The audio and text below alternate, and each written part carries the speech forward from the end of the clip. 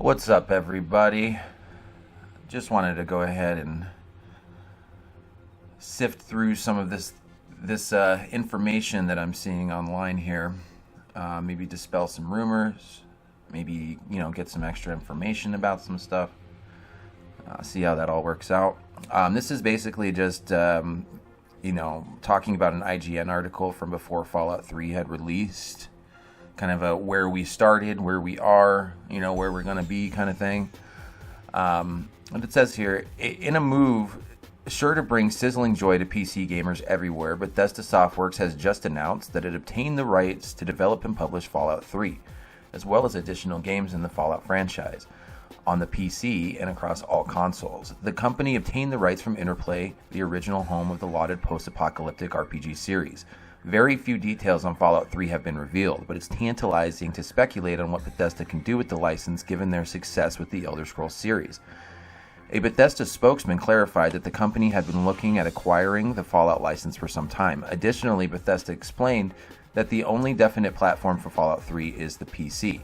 Though given that the new license rights allow the development and publication on all consoles, it's safe to assume that Bethesda has plans in this space as well. A little foreshadowing. We're extremely excited about this opportunity and what it means for both Bethesda and Fallout fans around the world, said Vlatko Ardanov, president of Bethesda Softworks. Fallout is one of the great RPG franchises. Millions of Fallout games have been sold worldwide, and fans have been eagerly awaiting the release of a Fallout 3 title. Bethesda's proven expertise in this genre, building on our experience and the tremendous success we have enjoyed with our cutting edge, the Elder Scrolls series, will enable us to create the chapter of Fallout that is worthy of the franchise. Bethesda will develop Fallout 3 alongside the next Elder Scrolls title, both under the direction of Todd Howard. We are overjoyed, said Howard. Fallout is one of my favorite games, and we plan to develop a visually stunning and original game for Fallout 3 with all the hallmarks of a great RPG: player choice, engaging story, and non-linearity. And this guy quips, seems like an interesting move. I hope it works out well for them and there's no controversy whatsoever. So... And you get I'm not sure if this is representative of the Bethesda community at this point. Like Fallout 3 died for this. LOL, yeah, that's exactly how I remember the reaction from the Fallout community back then. And then they're making fun of the non-linearity because you can't make Strong go into the Project Purity thing and get the radiation, even though he's immune to radiation. And then there's this. Okay, and then this is what really spurred this. So this is, and up to this date, Todd still can't get out of the shadow that is Obsidian's Fallout New Vegas. All right. I really, really want to discuss this specifically because there seems to be this narrative that's been born online about Fallout New Vegas and how it's the greatest game of all time. It came out with no flaws. Everybody loved it. It's the actual spiritual successor to Fallout 2, so on and so forth. So I kind of wanted to go through that. But first, before we do that, let's go ahead and move over here. And then I just want to see what people were saying at the time when Fallout 3 came out. So Fallout 3, when it came out, they said Fallout 3 is a profoundly engrossing role-playing game just waiting to reveal its deep, dark mysteries. So we scroll down here to back to their introduction, and then it says, this focus is obvious from the first hour of the game, in which character creation and story exposition are beautifully woven together. It's an introduction best experienced on your own rather than described in detail here, but it does set up Fallout 3's framework. In the year 2277, and you and your father are residents of Vault 101, one of many such constructs that shelter the Earth's population from the dangers of post-nuclear destruction. When Dad escapes the vault without so much as a goodbye, you go off in search of him, only to find yourself snagged in a political and scientific tug-of-war that lets you change the course of the future. As you make your way through the decaying remnants of the district and its surrounding areas, you'll visit Arlington, Chevy Chase, and other suburban locales. You encounter passive-aggressive ghouls, a bumbling scientist, and an old Fallout friend named Harold who has, well, a lot on his mind. Another highlight is a diminutive collective of Lord of the Flies-esque refugees who are reluctantly welcome you into their society, assuming that you play your cards right. So this is a glowing review.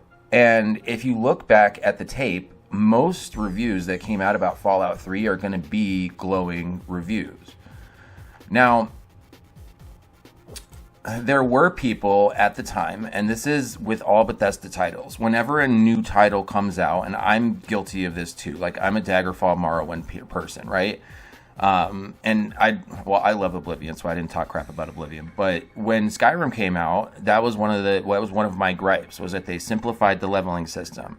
You know, they took out the spell making. You can't levitate anymore. You can't.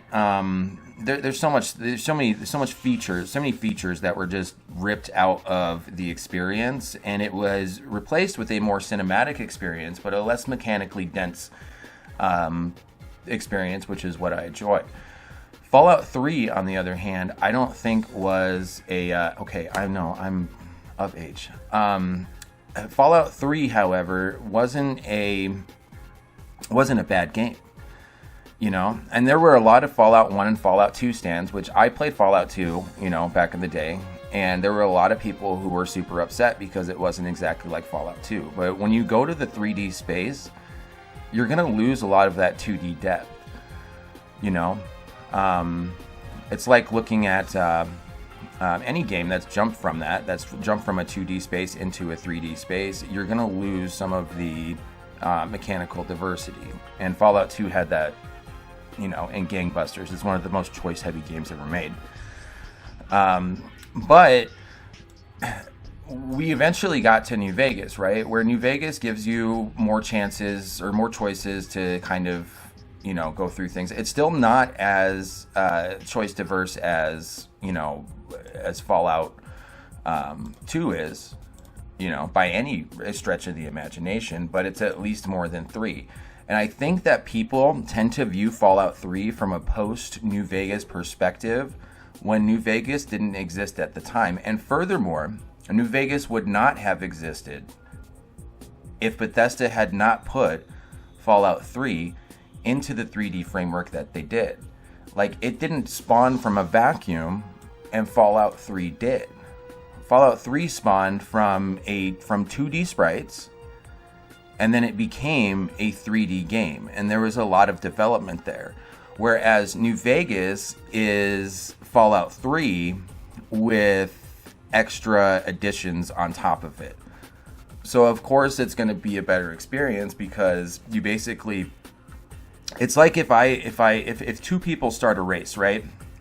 And we both start at the starting line, then it's easy to judge who wins because they start and the finish, right? Now, if I start at the starting line and then another person starts halfway down the track, then obviously that halfway down the track person is going to have more features to work with than I am, because they've already had the benefit of the time that it took from starting from the beginning, if that makes sense.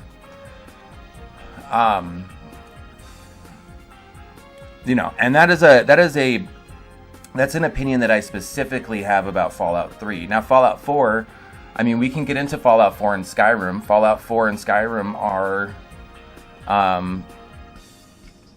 a continuation of that, you know. We've gotten rid of skills. I don't know what happened there, but we got rid of grinding. All of that other good stuff, right?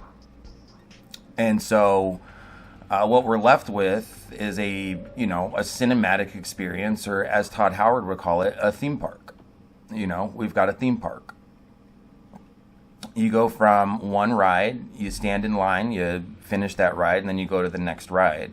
And that's essentially what Fallout 4 and Skyrim are. But Fallout 3 didn't share this. Fallout 3 was trying really, really hard to be a 3D RPG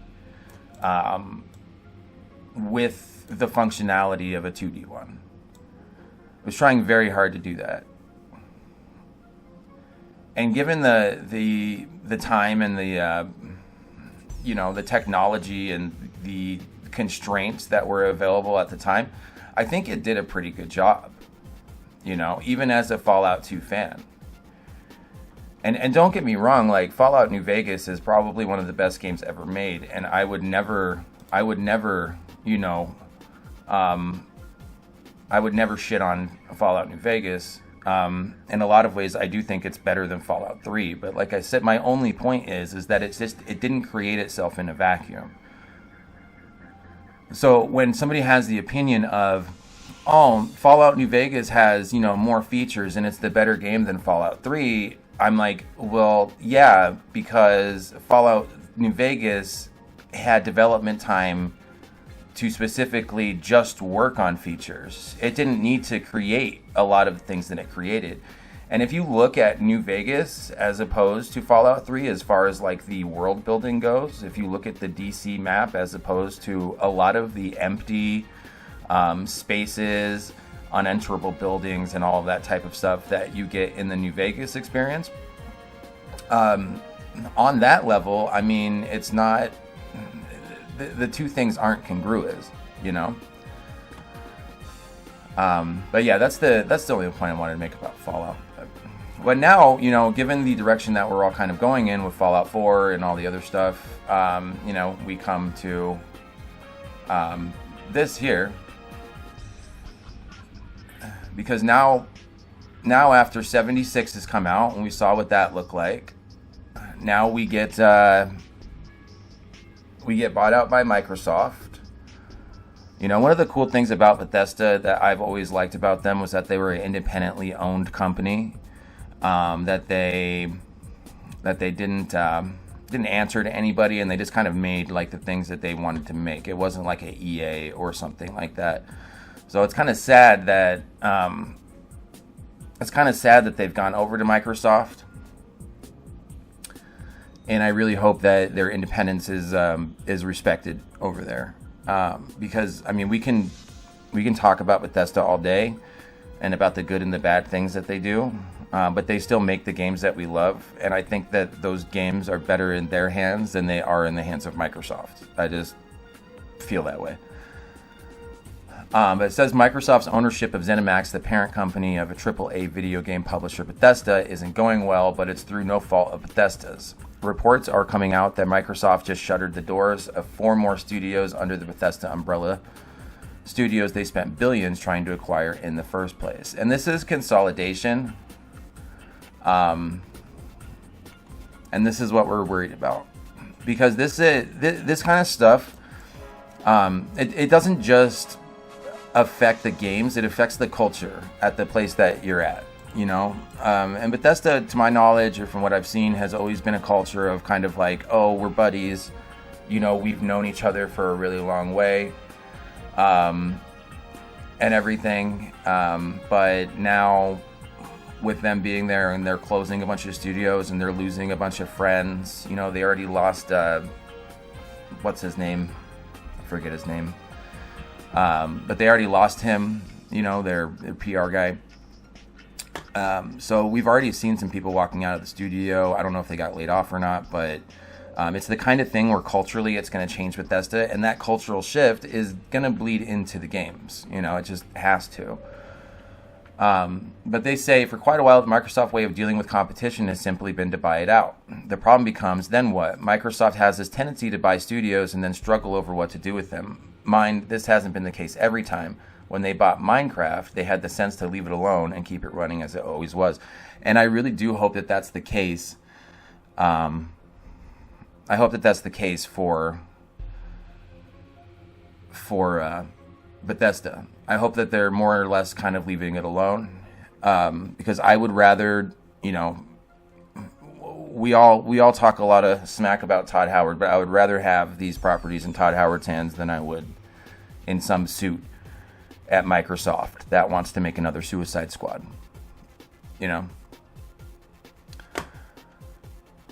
But then we came over here, so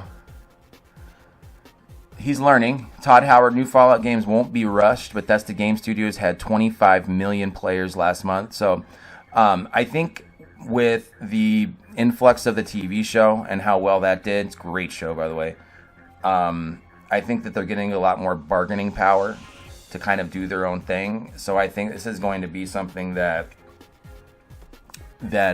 really helps them out. Like, we're really lucky that show came out. Because trust me, you don't want you don't want these properties being moved around into other hands at this point. You know, a lot of people have posited like, oh, let's do like a, you know, another Obsidian Fallout since they're owned by the same people. You know, might be cool. I wouldn't mind that at all. But you really wouldn't want these properties to be out of the hands of Bethesda at this point, because the space is way too volatile, and the type of games that are being incentivized to be made aren't games that you'll like. You know, we don't need like a Redfall. You know, Fallout 76 is a really great point. Even though, you know, I've played Fallout 76 for like 1,000 hours, you know. I talk smack about these games, but I play them religiously, so do bear that in mind. Okay. Following the massive success of the Fallout TV show, like I said, and subsequent resurgence in sales of previous installments, rumors that Microsoft was interested in fast-tracking the next mainline single-player game. Even Microsoft CEO Phil Spencer subtly hinted at the possibility in a recent interview. However, in a lengthy video with MrMattyPlays, Bethesda's Todd Howard clarified that there is no interest from the studio in rushing out a new Fallout game. It says, I agree with the statement that Fallout has never been more popular. Looking at the number of players into these games and obviously the popularity of the TV show, we give a lot of thought to the franchise management. I spend a lot of time thinking about franchises I love, and what I've seen out there in terms of content for us is a sort of game planning out. Number one, making sure Fallout is relevant in the world. I think, well, clearly it is, and people are hungry for even more. We've never stopped doing Fallout work. A lot of that work goes on, obviously, in Fallout 76. We have just the Skyline Valley update, so we're really, really excited with where that game is at. We really feel fortunate, and the team, I'm so proud of the work that's been done there. Yeah, you know, if we're looking at side by side, you know, Fallout 76 from launch to today, I actually really liked it at launch, honestly. You know, it was like super open. You know, coming out of the vault the first time with all the other players and everything, and everybody's just emoting to each other and jumping around and laughing. We all go to that first little tree house and we're playing all the instruments together. You know, it was a really cool experience when it was empty. Like, honestly, I thought it was a very interesting game. Obviously, you know, most people don't want, I don't want to say most people, but a lot of people don't want, they need a story there. They need like some kind of a connection. They need something to tell them where to go and what to do and so on and so forth. So it wasn't as lauded as maybe it should have been. And also too, there was, you know, the combat, bringing VATS to the live world was, I think, pretty ambitious. You know, the results of which are, you know, 50-50. But Fallout 76 is not a terrible game. It's not a great game, but it's just a good game. It's okay. I've played it. But anyway, so Todd Howard, I wanted to go into this Matty interview as well, because Todd Howard, he talks about, well, he says this, first of all, listen to this. You look at what we're doing, I just, you know, love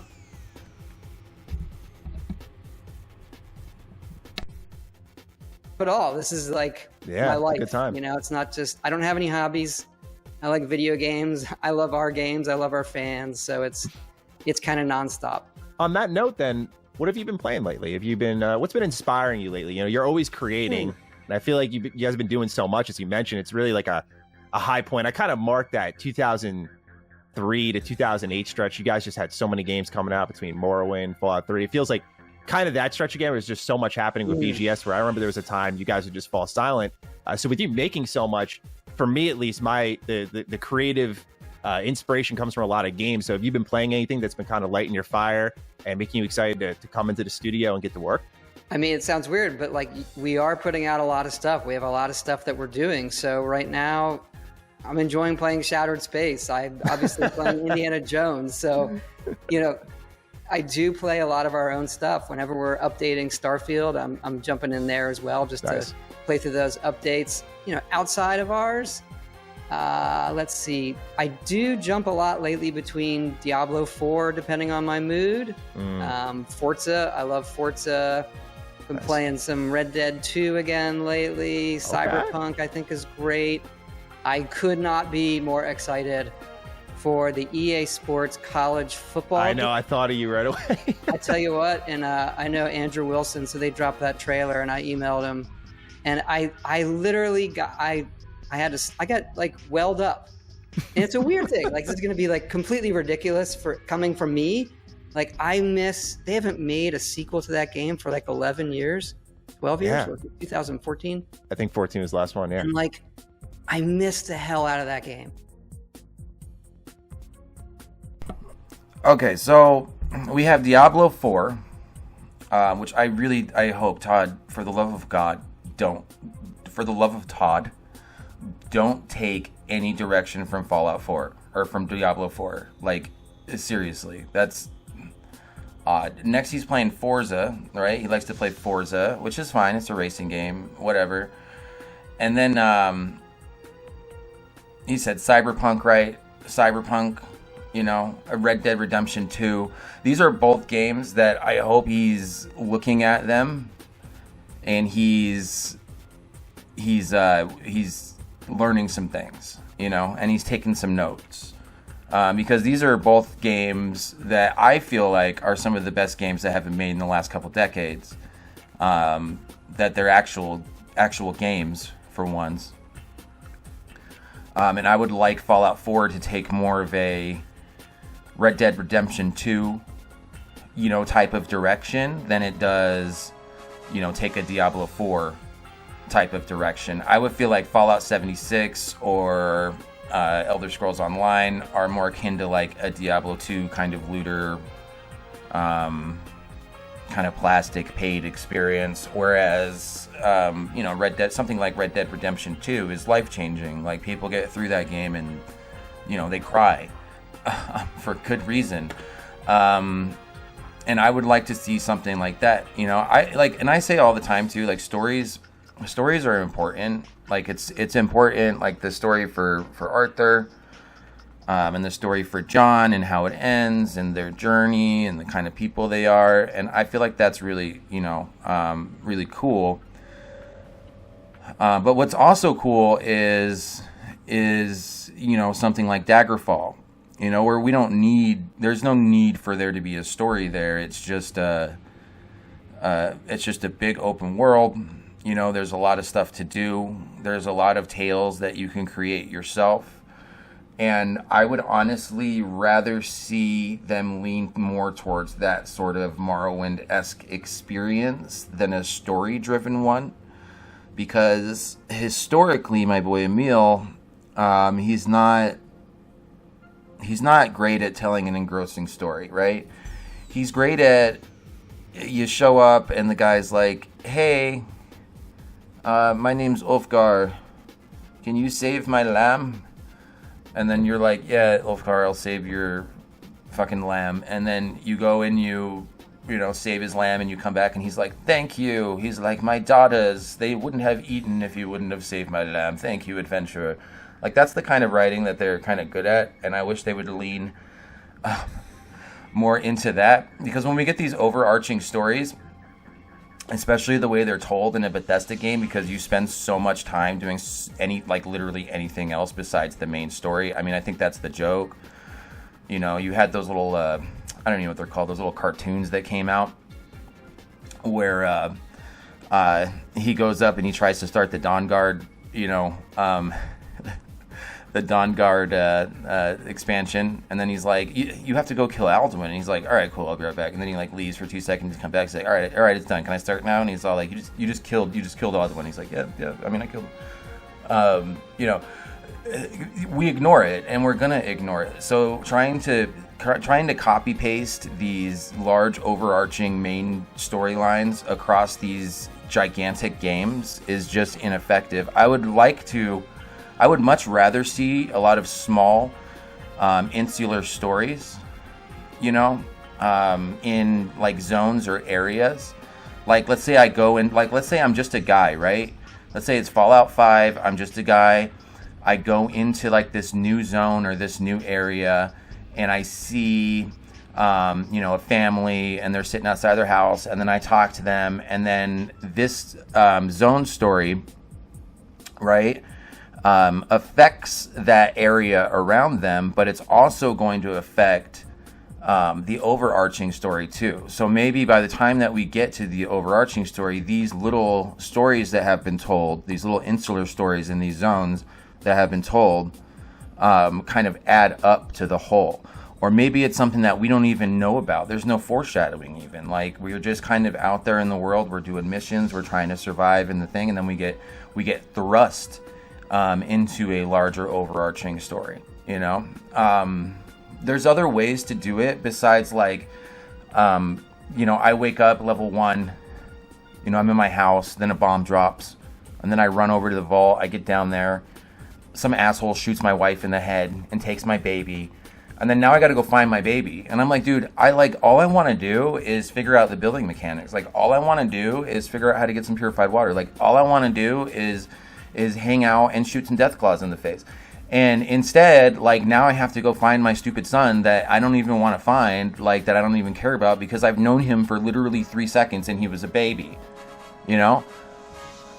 Maybe this is like a type of storyline that, is more effective on women than men. I don't know. But, like, in my space, like, whenever I play Fallout 4, like, going and getting Sean is the least of my concerns. Like, the very least of them.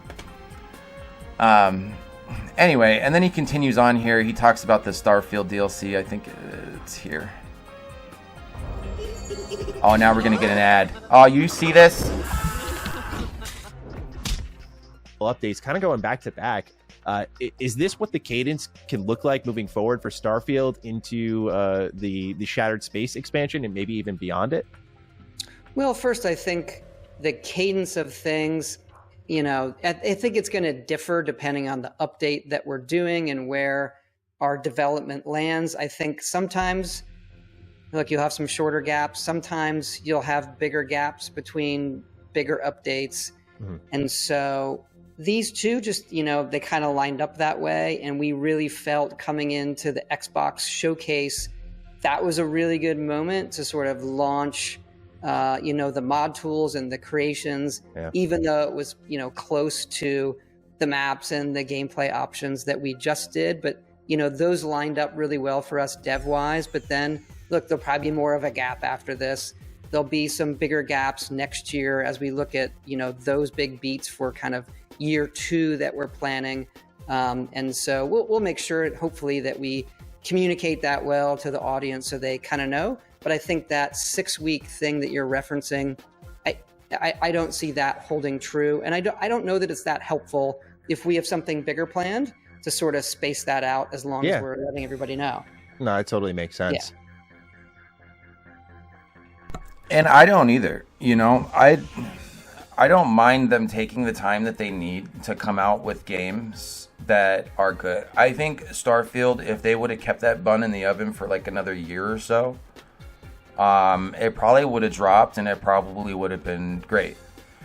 There's little tiny things, like there's, we didn't have a map. I can't remember where the store is, like, and this tiny map that's already like a tiny city and what's supposed to be this huge futuristic city, like I can't remember 4 different streets.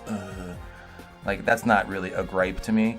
But there's like actual gripes that you can make about Starfield, the barren, empty, lifeless planets, all of the procedural generation, which procedural generation is something that I, really enjoy. In games like Gangsters Organized Crime or Daggerfall, obviously, famously. But it was just, when you have like a highly detailed experience like this, like in Daggerfall, it's excusable, because when you have a highly detailed experience like this, like where all of the environments look super hyper realistic, the procedural generation is going to stick out like a sore thumb. It's not the same as like a No Man's Sky, where you get, No Man's Sky and you get out in the planets, and it's kind of cartoony, you know, it's kind of bubbly anyway. Like, that's just how the whole graphical palette is. Whereas this is like photorealistic, so when you see those procedural generation elements, it just seems like disjointed or half done. I would like to see a lot more random occurrences. I think if things happened on the planets more, like if I was walking around the planet and then there was like an alien invasion, or maybe even not something that large scale, but just more like random occurrences besides me walking from one point to the other point on the other side of the globe, would be fantastic. I think the shipbuilding in Starfield is top notch. It's one of my favorite things to build on. Like, I literally just play Starfield to build the ships. I think the ship's combat needs a little more improvement. It's way too easy, even on hard mode. I think we need, well, we kind of got that with the last update. We got a, basically like a difficulty slider. You can go in and you can change, like kind of like all like Ark, you know, Survival Evolved. You can go in and you can kind of change different terms of your experience and stuff, which I thought was really cool. And I wish that they did that more than a difficulty slider. Because let's say like I want to do, you know, less damage, but I want my enemies to do more damage, or just like customization, size level stuff like that. That's what I would like to see more of in more games. So Starfield does some things that are really good. I'm very, very excited for Shattered Space when it comes out. I've already got it pre-ordered. I'm probably going to be displaying it on this channel, so keep an eye out. But otherwise, I don't know. The future of Fallout, the future of Bethesda, the future of Elder Scrolls is very very up in the air at this point. You know, it's on the edge of a knife, and I really hope that they go in the right direction and they really kind of cater to where the fans are, as opposed to where their wallets are. Because that would be the best step moving forward. Is to really, you know, get back to basics, remember what made them great, and produce something that they can be remembered for, rather than relying on our memories to fill in the gaps. You know, because the nostalgia is about dried up, my friend. Anyway, that's all I got for you today. That's the whole thing. That's the video. I love you.